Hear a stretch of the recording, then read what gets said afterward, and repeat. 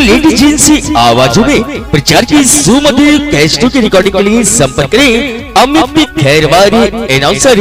Contact number याद रखें 9935981134। अमित खैरवारी और साथ में सुमधुर आवाज बबीता चंचल। अमित खैरवार 7985060377। अनाउंसर अमित खैरवार और बबीता चंचल। मौसम परिवर्तन के साथ नवजात बच्चों का कैसे करें देखभाल।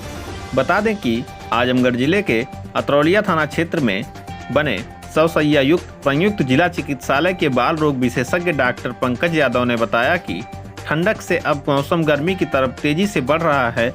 हवा में नमी कम होती जा रही है, जिसका सीधा सीधा असर सभी जीवों पर पड़ता है। मगर वयस्क लोग तो इस परिवर्तन को समझकर और अपनी समस्या बता देते हैं, वहीं नवजात बच्चे अपनी समस्या किसी से नहीं कह पाते हैं, जिससे उन्हें कुछ बीमारियां होने की प्रबल संभावना रहती है। ऐसे में हम लोगों को किन किन बातों का ध्यान रखना है, नवजात बच्चों का देखभाल कैसे करें, मौसम परिवर्तन के साथ बच्चों के अंदर कौन कौन सी समस्याएं उत्पन्न होने की संभावना है तथा इसका निवारण किस तरह से करें, आइए आपको सुनाते हैं बाल रोग विशेषज्ञ डॉक्टर पंकज यादव की जुबानी। आजमगढ़ से तेज न्यूज के लिए संवाददाता विनोद राजभर की रिपोर्ट। जी सर, मैं सबसे पहले अतरौलिया के जनपद वासियों का अभिवादन करना चाहूँगा, अपना परिचय देना चाहूँगा।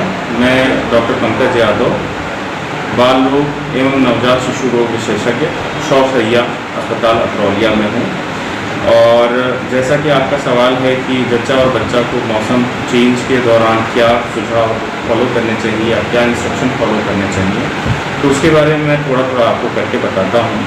सबसे पहले तो मौसम चेंज के दौरान आपको अपने रहन सहन, अपने हाव भाव और अपने पहनाव पे भी ध्यान देना है।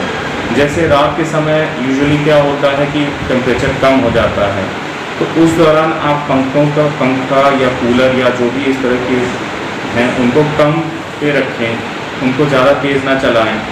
कंबल या चादर अपने पास रखें कि ठंड लगे तो उसको ओढ़ा जा सके।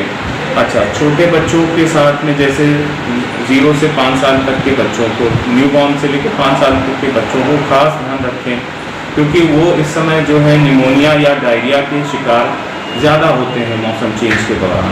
तो उनमें डिहाइड्रेशन की समस्या या सांस लेने की समस्या या खांसी की समस्या आती है, तो वो लोग को जल्द से जल्द डॉक्टर के पास आके उसको दिखाना चाहिए और अपने से ही नीम हकीम वाला इलाज नहीं स्टार्ट करना चाहिए। डॉक्टर साहब, ये ग्रामीण अंचल है और यहाँ डिलीवरी के समय सरकारी हॉस्पिटलों में बच्चों के डॉक्टर कम देखे जाते हैं, आपके द्वारा यहाँ बच्चे देखे जा रहे हैं। अमूमन एक दिन में लगभग कितने बच्चों को आप इलाज कर रहे हैं?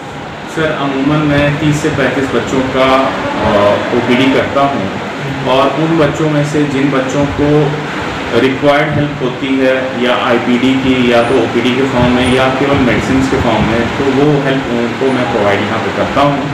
रिक्वायर्ड फैसिलिटी हमारे पास में ये सर है कि हम लोग जांच वगैरह करके, एक्सरे करके, जो बच्चों की डायग्नोसिस होती है उसको डायग्नोसिस बना के उसके अनुसार उसको ट्रीटमेंट प्रोवाइड करते हैं। क्या सर बच्चों की देखभाल या बच्चों से बीमारी संबंधित सारी फैसिलिटी हॉस्पिटल में है? जी सर, हमारे पास में 100 शैय्या अस्पताल में अच्छी खासी व्यवस्था है। हमारे पास में जनरल वार्ड है, हमारे पास में लेबर रूम भी है, हमारे पास में एक NICU भी निर्मित है, जिसको मैं संभावित कुछ समय में उसको स्टार्ट करने की कोशिश कर रहा हूँ। कुछ संसाधन जो जुटाने हैं, उन संसाधनों को पूरी तरह से कंप्लीट करके इस सेटअप को स्ट्रॉन्ग बनाया जाएगा।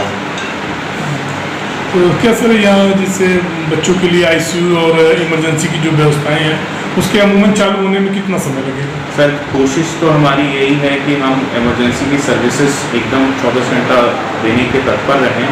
NICU की सर्विसेज में थोड़ा सा वक्त लग सकता है, और अमूमन ये मान के चल सकते हैं कि 1-2 महीने के भीतर ही हम लोग काफ़ी हद तक प्रगतिशील होंगे। सर, समय चेंज के मौसम चेंज होने की वजह से और कुछ ऐसे ग्रामीण अंचल में बच्चों की देखभाल माता पिता के लिए कोई संदेश आपका? जी, मेरा सबसे पहला संदेश है सर कि बच्चों को सबसे पहले खान पान पे ध्यान रखा जाए। अगर दिन में गर्मी हो रही है तो बहुत ज़्यादा ठंडे पानी का सेवन ना करें, ठीक है। और जो बच्चों को नहलाना है, छोटे बच्चों को, तो धूप जब निकल जाए उस दौरान नहलाएं।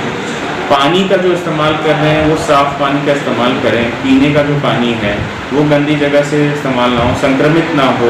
हाथों को बहुत रेगुलरली धुलें और जब आप बाहर जाएं तो मास्क लगाने का जो है वो कोशिश करें कि मास्क लगाएं और ज़्यादा से ज़्यादा हाथ धुल के अपने आप को साफ सफाई से तैयार रखें।